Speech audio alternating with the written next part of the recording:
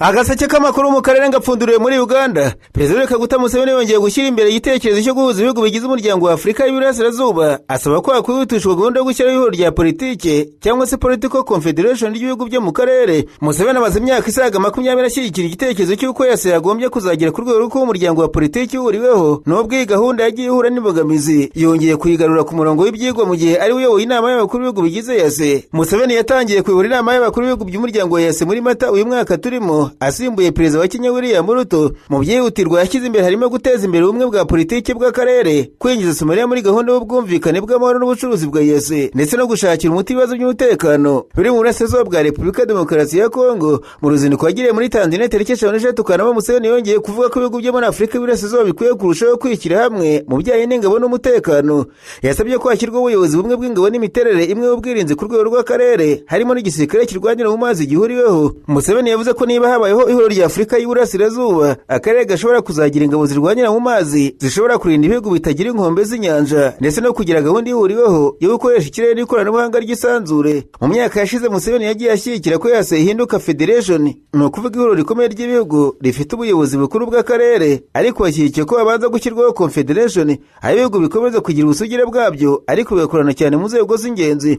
Abasesenguzi bavuga ko yari inzira yoroheje ishobora gutuma ibihugu bigenda byubaka icyizere bikagira amategeko y'ubuzi bikorwa byabyo mbere yo kugera ku rwego rwo hejuru rwa federation. Minisitiri wa Uganda ushinzwe ya Rebecca Kadaga yavuze ko Museveni ari umwe mu bantu bakomeye basunika gahunda yo kwishyira hamwe kwa Afurika. Yavuze ko Uganda yizeye ko ibiganiro ku ihuriro rya politike bizarangira mu bihugu bisigaye kugira ngo hatangire gahunda yo gushyiraho confederation. Nubwo Museveni na bamwe mu bayobozi ba yase bagishyigikiye, hari abasesenguzi bavuga ko ihuriro rya politike rya Afurika y'Iburasirazuba rishobora kuba rigoye kugerwaho. Dr Kizito Sabara, umwarimu muri Institute of Diplomacy and International Studies muri University of Nairobi, yavuze ko gutanga igice cy'ubusugire bw'igihugu ari imwe mu mbogamizi zikomeye. Igaragaje ko ibihugu bigize yase bikomeje kurinda cyane ububasha bwabyo ku bijyanye n'ingabo, ububanyi n'amahanga n'umutekano. Abanenga iyi gahunda kandi bagaragaza ko yase itarashobora no gushyira mu bikorwa neza zimwe mu ntego zari zohereje yari yarihaye, zirimo isoko rusange n'umwe mu bucuruzi. Hari kandi imbogamizi zijyanye n'amategeko atandukanye, inzego za leta zidahuye ndetse n'imyemerere itandukanye mu bihugu bigize umuryango. Uburundi, Uganda, Kenya n'u Rwanda bimaze gukora igikorwa cyo gukusanya no gutunganya ibitekerezo by'abaturage ku bijyanye n'uko bashaka ko ihuriro rya politiki rya yase ryaba rimeze,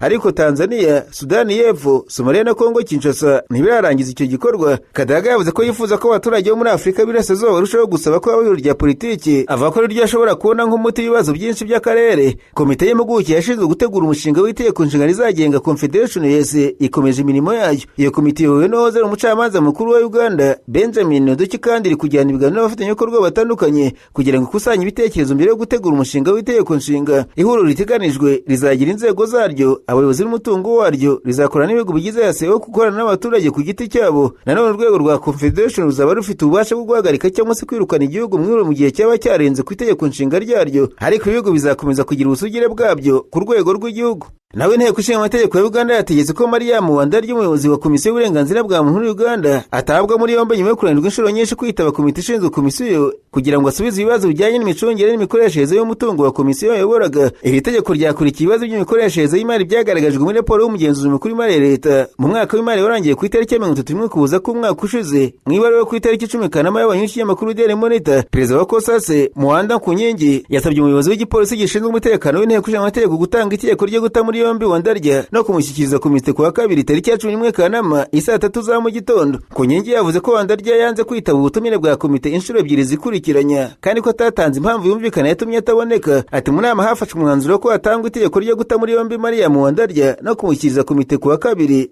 ahagana saa 3 za mu gitondo. Yavuze ko polisi y'inteko igomba gushyira mu bikorwa itegeko kugira ngo komite ibashe kuzuza inshingano zayo zishingiye ku itegeko nshinga, cyane cyane mu ngingo ya 90 n'63. Daily Monitor yavuze ko polisi y'inteko yari imaze kwakira iryo tegeko kandi iri gutegura uko ryashyirwa mu bikorwa. Kwa mbere nimugoroba ubwo yabazwaga ku bijyanye n'iryo tegeko ryo kumuta muri yombi, Wandarya yavuze ko ntacyo yabivugaho. Ati ntacyo mbivugaho, itegeko ryo kumuta muri yombi ryatanzwe nyuma y'uko abagize komite bose bemereje ko agomba guhatirwa kwitaba. Ubwo abayobozi ba komisiyo y'uburenganzira bwa muntu bagiraga mu nteko ishinga amategeko komisiyo, ariko Wandarya akaba atarabaherekeje ari we muyobozi. Itsinda ry'abakozi b'iyi komisiyo ryayobowe n'umunyamabanga w'agateganyo akaba n'umukozi ushinzwe imari n'imicungire y'umutungo Kamadi Byonabye yagejeje kuri komite ibaruwa Wandarya yari yanditse asobanura impamvu yatumye atitaba. Muri iyo baruwa Wandarya yavuze ko ubwo azagize raporo ku mimerere y'uburenganzira bwa muntu muri Uganda kuri komite y'inteko ishinga amategeko ishinzwe uburenganzira bwa muntu ku itariki n'isaha iyo komite izagena. Ku nkingi yanze kwemera ibisobanuro bya Wandarya, yavuze ko kuba ashaka kwihitiramo komite azitaba ari ugutesha agaciro uburyo inteko ishinga amategeko igenzura inzego za leta kandi ikazibaza ku nshingano zazo. Ati ntabwo ari byo ko umuntu watumiye na komite ari wihitiramo abo ashaka kwitaba. Yasobanuye ko raporo zose z'umugenzuzi mukuru w'imari leta zirebana na komisiyo y'uburenganzira bwa muntu muri Uganda zikirizwa kusase, bityo ko umuyobozi w'urwego adashobora kuvuga ko atazitabye iyo komisiyo. Ku nkingi kandi yashimangiye ko kusase ari ifite inshingano zishingiye ku itegeko nshinga zo gusuzuma ibibazo by'imikoreshereze y'umutungo n'imikoranire y'inzego za leta bivuye muri raporo y'umugenzuzi mukuru w'imari ya leta.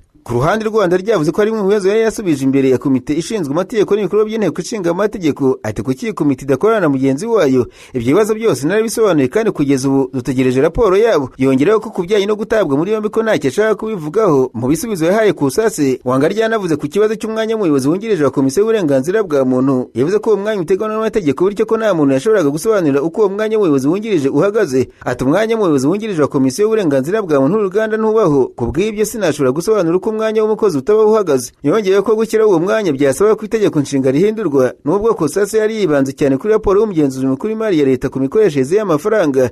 Iperereza ryayo ryagutse rigira no ku bijyanye n'imiyoborere ya komisiyo, imikorere yayo ndetse n'uburyo yakira kandi igakemura ibirego by'ihohoterwa ry'uburenganzira bwa muntu. Aya makimbirane mu gihe ubuyobozi bwa komisiyo y'uburenganzira bwa muntu muri Uganda nabwo busanzwe buri mu bihe by'impaka. Ku itariki 6 Nyakanga Wandarya yavuze ko yakirije Perezida Museveni ari nawe wamushyizeho ibaruwa imumenyesha ko yeguye. Icyakoranye mu mushinjacyaha mukuru wa leta yamenyesheje inteko ishinga amategeko ko Wandarya gikomeje kuba umuyobozi wa komisiyo ku buryo bwemewe n'amategeko. Gusa se yari iteganijwe kongera gutangira imirimo yayo saa 3 za mu gitondo ku wa kabiri, aho Wandarya yari yategejejwe imbere ya komite ari mu maboko ya polisi. Nasimbukiye mu Burundi, abanyamakuru bicaye imbere ya mudasobwa barandika. Banazwe ishyaka Iprona rirwanya ubutegetsi mu Burundi ryatanzwe Abel Gashatsi nk'umukandida uzayihagararira mu matora ya perezida umwaka utaha. Gashatsi yemejwe n'abagize kongere y'igihugu Iprona yabereye i Bujumbura ku itariki 8. Nimwe abanyapolitiki banziye muri uyu mutwe wa politiki, akaba yaranabaye vice perezida wa kabiri w'inteko ishinga amategeko y'u Burundi. Mu ijambo rye nyuma yo gutorwa, Gashatsi yavuze ko Iprona yiteguye guhatanira ubutegetsi, ashimangira ko yemera ko amatora agomba kuba mu mucyo kandi yizewe.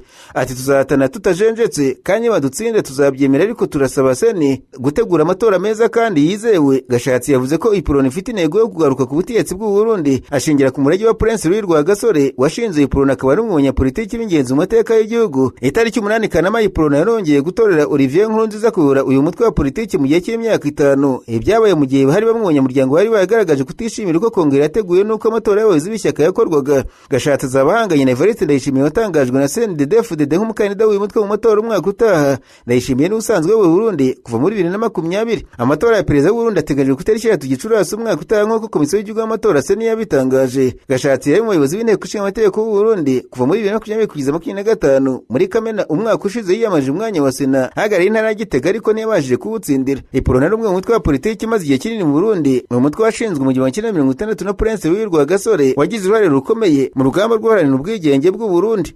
Naho inyeshyamba za FNL zivuga ko zirwanya ubutegetsi bw'u Burundi zasohoye itangazo zihamagarira ubundi bose gushyira hamwe bagakora ubutegetsi bwa CNDD-FDD buyobowe na Perezida Evariste Ndayishimiye, zishinja kuyoboza igitugu no gushyira igihugu ahamanuka. Itangazo ryakuriye ku mbuga nkoranyambaga uwitwa General Aloys Nzabamema uvuga ko ari umukuru w'ibiro bikuru bya gisirikare muri FNL ubugabo burihabwa, ahamagariye abarwanyi bayo urubyiruko n'abundi muri rusange kwegura intwaro bakarwanya ubutegetsi bwa CNDD-FDD buyobowe na Perezida Evariste Ndayishimiye. Ni itangazo bavuga ko ryasohotse tariki 8 Kanama ryandikirwa ahitwa Iruko Bujumbura. FNL ivuga ko amasoko y'Ubujumbura maze igihe bikorwa na leta, aho ishinja umukuru w'igihugu Perezida Evariste Ndayishimiye gushinyagurira abaturage ibyabo byatikiriye mu nkongi, ko babwira kwishyira hamwe bakigurira imodoka zizimya umuriro.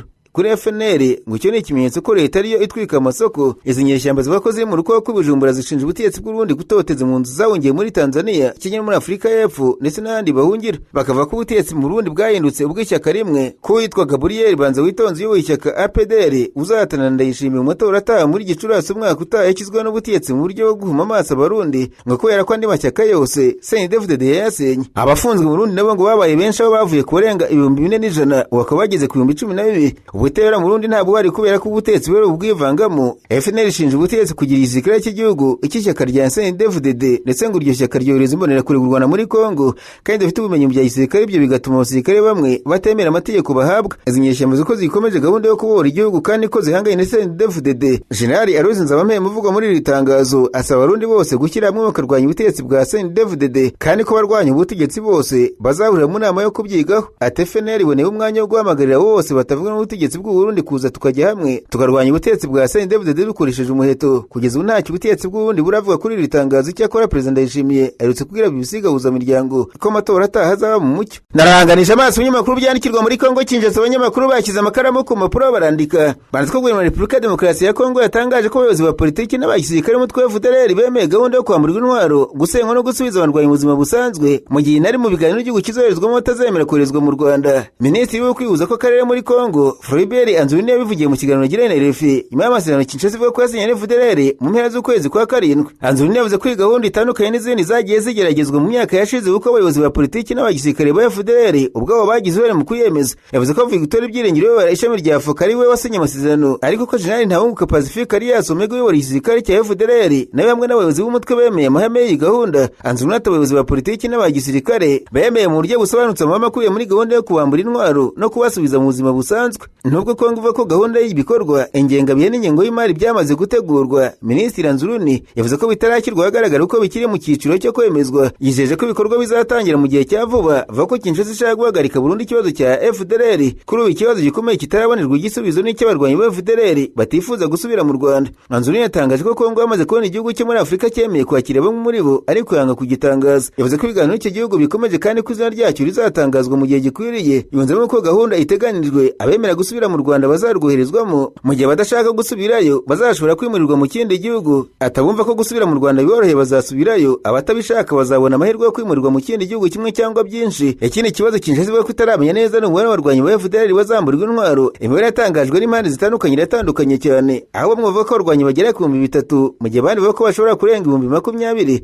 Minisitiri Anzuruni yavuze ko kuri ubu nta mubare ntakuka Kongo Kinshasa ifite. Yavuze ko gahunda yo kubambura intwaro ari nayo izafasha kubamenya, kubabarura no kumenya aho baherereye. Ati uyu munsi twavuga ko ari 500, abanyarwanda bakavuga 10,000, abandi bakavuga 5. Icy'ingenzi ni uko iyi gahunda izatuma abarwanyi bose bamenyekana. Kinshasa iravuga mu gihe amasezerano Washington yasinye n'u Rwanda ayisaba gusenya uriya mutwe wa genosideri. Minisitiri w'ububanyi n'amahanga w'u Rwanda Julien Nduhungirehe aherutse gutangaza ko by'amasezerano Kongo yasinye na FDLR ari ukubya uburari mu rwego rwo gutinza ishyirwa mu bikorwa ry'ariya masezerano. Ubwo kandi guverinoma ya Repubulika ya Demokarasi ya Kongo yateye utwatsi abayobozi bashya b'ibigo by'amashuri makuru na za kaminuza biri mu mujyi wa Goma na Bukavu bashyizwe n'ubuyobozi bwa FCM23. Yavuze ko ibyo byemezo nta gaciro bifite mu mategeko. Minisiteri y'amashuri makuru, kaminuza, ubushakashatsi n'ubuhanga ya Kongo Kinshasa kuwa mbere tariki 10 yatangaje ko yamagana ishyirwaho ry'abayobozi nyuma y'uko amazina yabo atangaje kuwa gatanu tariki 7 Kanama. Kinshasa ivuga ko FCM23 igenzura ibice bimwe by'ubutaka bwa Kongo bitayeho ububasha bwo gukuraho cyangwa se gushyiraho abayobozi b'ibigo bya leta. Minisiteri yavuze ko izimpinduka ari ukwivanga gukomeye kandi kutemewe mu micungire y'ibigo bya leta. Ishimangira ko ububasha bwo gushyiraho abayobozi b'amashuri makuru na kaminuza bya leta ari ubw'inzego za Repubulika ya Demokarasi ya Kongo. Mu bigo byagizweho n'izimpinduka harimo Institut Supérieur de Commerce de Goma, Institut Supérieur de Technique Médicale de Goma, Institut Supérieur Pédagogique de Goma, Institut Supérieur de Développement Rural de Bukavu na Université Officielle de Bukavu, hamwe n'ibindi bigo by'amashuri makuru byo muri ako karere. Esurusi yavuze ko abayobozi bashyizwe na FCM23 nta gaciro k'amategeko ufite kandi ko badashobora kugira ibyo bahindura ku mikorere y'ibigo bya leta. Iyi minisiteri kandi yatangaje ko abayobozi bari basanzwe barashyizweho n'inzego za leta bagumye mu myanya yabo kandi ko bakomeje kugira ububasha busesuye ku miyoborere y'ibigo bayoboye. Guverinoma ya Kongo yanaburiye abakozi b'amashuri makuru cyangwa se undi muntu wese wagerageza gushyira mu bikorwa izi mpinduka ko ashobora gukurikiranwa no guhanwa hakurikijwe amategeko ya Kongo Kinshasa. Iyi ntambara ku miyoborere y'amashuri makuru ije nyuma y'uko muri Gicurasi umwaka FCM23 yasabye ibigo by'amashuri makuru biri mu bice igenzura guhagarika imikoranire na Minisiteri y'amashuri makuru iri Kinshasa. FCM23 yari yanashyizeho uburyo bushya bwo gucunga ibyo bigo burimo guha abayobozi bayo inshingano zo gukurikirana imikorere yabyo mu gihe ubuyobozi bw'intara bwahawe uruhare mu gukusanya amafaranga y'ishuri. Naho icyorezo giheruka cya Ebola muri Kongo Kinshasa cyatangiye muri amezi 3 mbere y'uko gitangazwa ku mugaragaro. Bikaba bivuze ko inzego z'ubuzima zigikomeje kugereza kugihashya nk'uko ishami ry'umuryango w'abibumbye yita ku buzima OMS ryabitangaje.